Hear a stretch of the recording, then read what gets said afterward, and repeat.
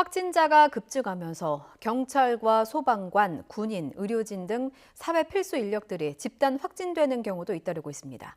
특히 경찰 인력의 공백은 자칫 치안 부실로 이어질 수 있다는 우려도 나오고 있는데요. 어떤 상황인지 오선열 기자가 취재했습니다. 인천에 있는 한 파출소. 최근 나온 집단 감염으로 큰 홍역을 치러야 했습니다. 지난 11일 경찰관 1명이 확진된 뒤 18명이 추가로 감염됐습니다. 직원들이 잇따라 확진되면서 이 파출소는 지난 12일 문을 닫을 수밖에 없었습니다.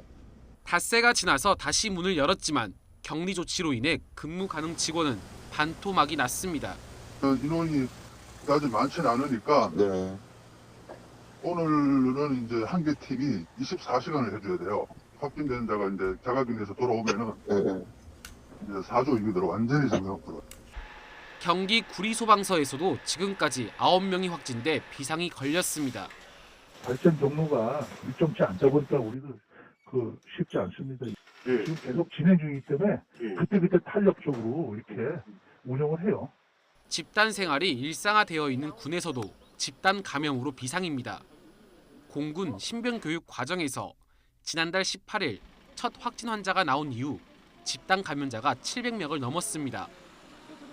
훈련병들은 창군 이후 처음으로 5주 신병 훈련을 마치기도 전에 급히 자대로 배치되기도 했습니다.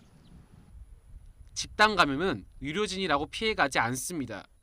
수도권 병원 곳곳에서 의사와 간호사들이 잇따라 확진되며 중환자 치료와 수술까지도 차질을 빚는 일이 생기고 있습니다. 수술을 해야 될 의사들도 확진이 되고 있고 의사가 없는데 수술할 수가 없죠. 인력이 지금도 부족한데 더 부족해지는 거예요, 상황이. 그러니까 이게 계속 악순환이 지금 되고 있는 거죠. 이처럼 사회 필수 기관에서 집단 감염이 이어지자 정부도 비상근무 계획을 마련하는 등 대책 마련에 나섰습니다.